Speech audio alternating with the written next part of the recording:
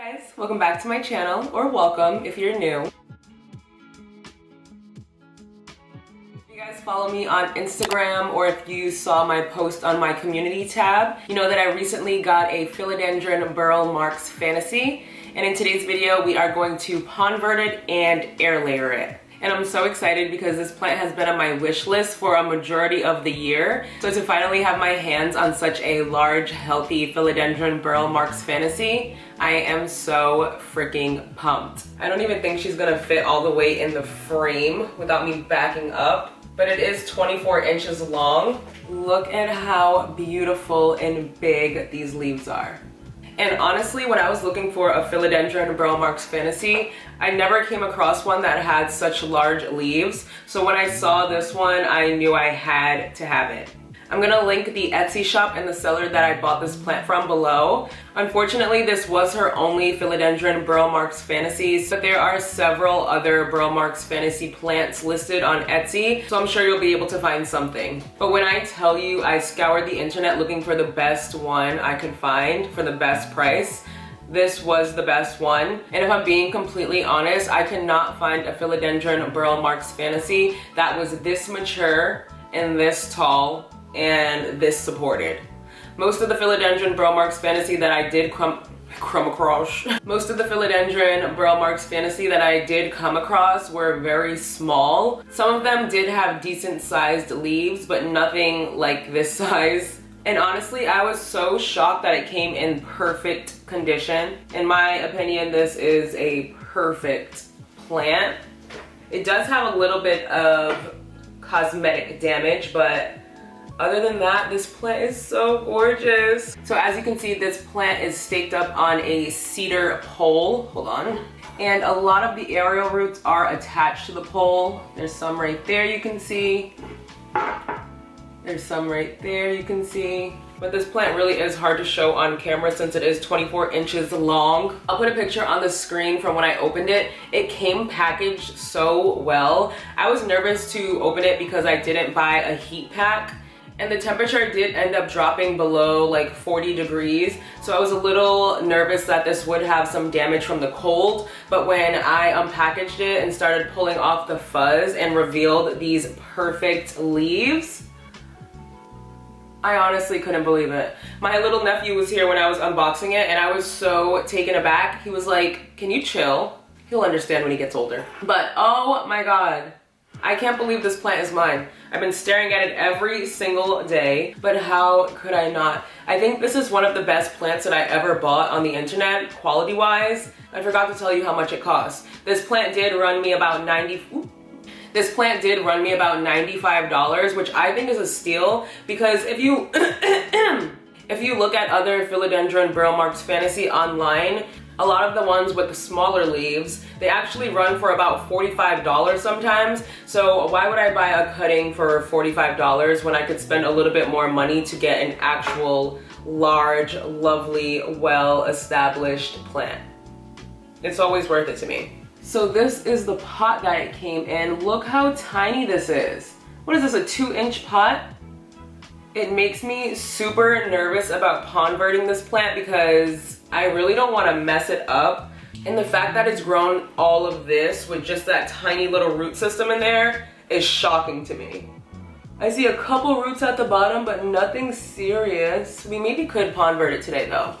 Literally up until now, I was gonna leave it in soil because look at how good it is. Like, it's doing so well that I don't want to disturb it whatsoever. But I think I'm gonna convert it and air layer it just to have some insurance on this plant because God forbid you die. I don't think I would ever forgive myself. But yeah, this plant was on my wish list, like I said, for a while, but there was never one like this online. Never. Like, look. I cannot get over the leaf size. I really can't. That's astonishing. I was looking at someone else air layer one of their Philodendron Burle Marx fantasy today, and his leaves were significantly smaller than mine, and he was under the assumption that they only got that big. I wanted to be like, baby. I don't really know what the seller did to grow the plant this beautifully, but okay, let's put on some gloves and get her out of the pot because I'm so eager to see what the root system is looking like. I haven't even ripped it out the pot since I got it. Let me just stick her there. Very delicate. But yeah, I ordered this plant the week before I left to Alabama for Thanksgiving, and I had her hold it for me until I was on my way back home, just so that it wasn't sitting outside in the cold for like a week before I got back. I've had it for about a week now, and it still looks so good. I've been keeping her in and out of the greenhouse because it is really tall, so there's no way it's gonna be staying in the greenhouse right now, especially if it puts out another leaf, which is the main reason why I want to propagate this plant. Well, air layer it before I propagate it, because I honestly don't even trust myself taking a cutting and putting it in water or perlite or sphagnum moss, because God forbid it rots. I'll be so devastated. Even though these are some pretty good aerial roots. Should we just propagate it? Oh, I'm scared.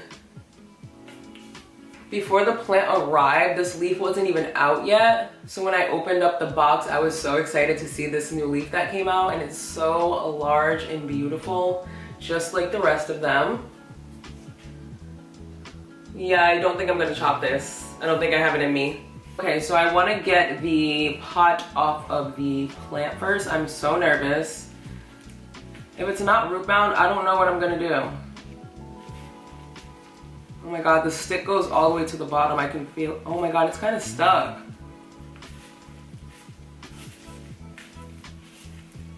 I don't want to damage anything, so I'm trying to be as gentle as possible.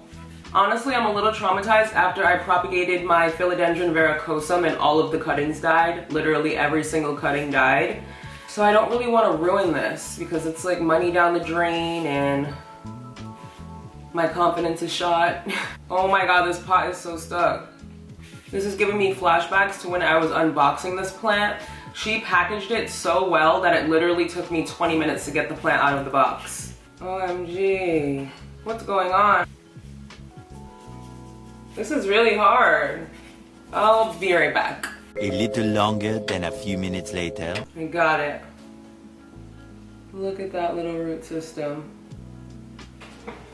It's not that well established, but since I already took it out the pot, we're gonna go ahead and ponvert it. So I can get this off. I had to wet it to get it out of the pot, so I'm thinking it was just a little too dry.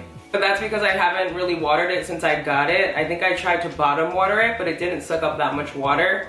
Probably because it was so dry. Oh my God, this root system is so little. I was really set on leaving this plant alone, but let's see what we can do. I'm trying to restore my confidence in Philodendron. That is a little root system. I can't believe that little root system grew all of these leaves. Like, that is so nuts. Okay, I'll be back. These are the clean roots now. They did come a lot more clean than I thought they would, considering how compact the soil was. But I'm so excited to put this in some pot now. So let's get to it. I'm gonna put her in this pot that my Philodendron verrucosum's in. I'm gonna have to repot this guy soon, but this was my verrucosum. This was my first verrucosum that I ever got, and it finally resurrected itself. And it's so cute. Look at this thing. Is it breaking? I think it's breaking. It is breaking. Yeah, I can't use this pot. Look at the bottom. It's all cracked. I'm not sure if you can see that, but I was wondering why my greenhouse was soaked. I was gonna go with this terracotta pot, but I couldn't fit my drainage plug in there. So I'm going with this pot right here. This one. And this is just gonna sit in here. Maybe that's not a good idea though.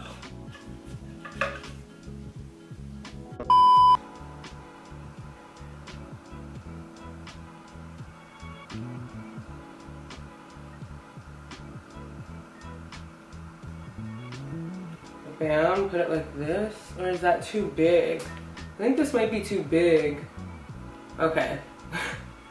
This is gonna be fine. Okay. Okay, I think I can backfill. I think it's safe.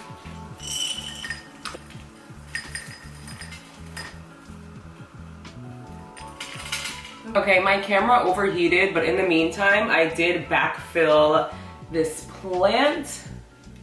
I'm holding the pole because I'm a little scared for it. I did put some extra leca in the back just to secure the pole a little better. And I'm just gonna put some water in. Oh, there's no water in there. I still haven't bought my cow mag yet, but I am gonna do my research soon.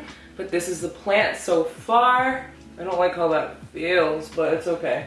So finally, she has been successfully converted. Let's pray to the plant gods that no leaves turn yellow, because I think I might have a mini stroke. Being honest with you, I might change the pot into a self-watering pot, or maybe even a pot that has a hole on the side of it, just because I really want to be able to flush this plant and not have it sitting in water constantly. I did do a little bit of research on this plant and it can tolerate a drought. So yeah, I might go ahead and change the pot. But getting the soil off and getting the roots clean is the most important part of important part when it comes to semi-hydro for me. So I'm glad I got that part done and out of the way at least. And like I said, I'm more than likely gonna change the pot because I don't want it sitting in water. Just a heads up. But next, I did want to go ahead and air layer this plant just so I could propagate it effectively and successfully, because I don't trust myself with this thick stemmed plant. So I'm going to air layer it first and see if we can get some better roots before we take a nice healthy chop. So this really isn't going to be a how-to air layer. I'm literally just taking some sphagnum moss and wrapping it around the roots with some plastic and some plant tape. Okay, where's my sphagnum moss? Ooh. I have a little bit of sphagnum moss in here. I'm just gonna dampen it a little bit. Oh, I have a spray.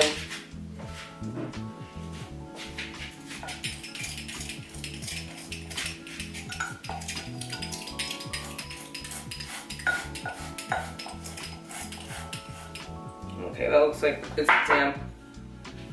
Oop.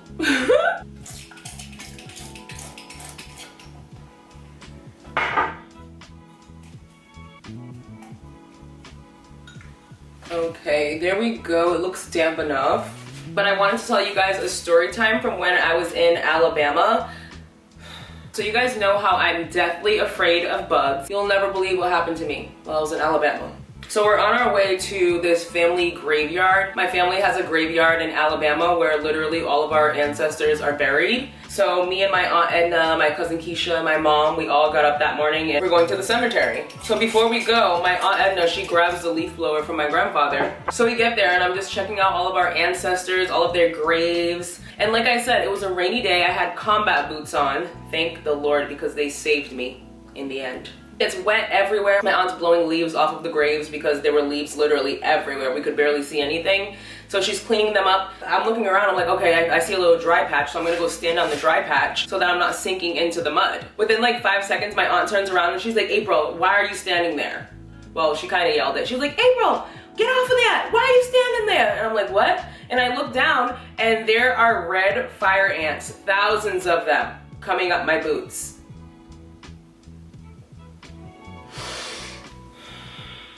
Let me get my tape ready.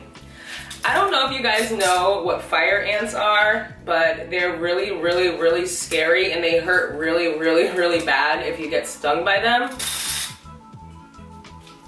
So naturally I start spazzing out. I'm stomping all over the graves, running around like a crazy person. My aunt's like, stop running, and she runs over to me with the leaf blower and she starts blowing off my shoes. I'm stomping as hard as I can. Literally my feet were like swollen and sore for days after this because I freaked out so bad.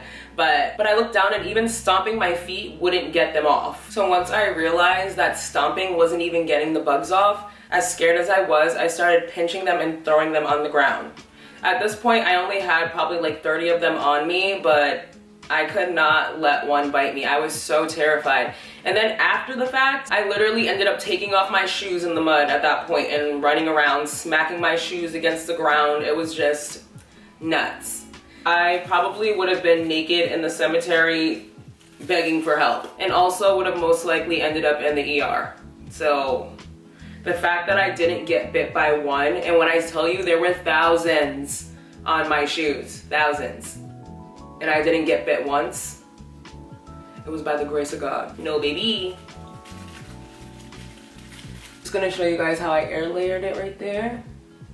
and I'll keep you updated on that. That brings me to the end of today's video. Thank you so much for watching. Give me a thumbs up if you did enjoy it, subscribe if you haven't already, and until my next video, bye guys.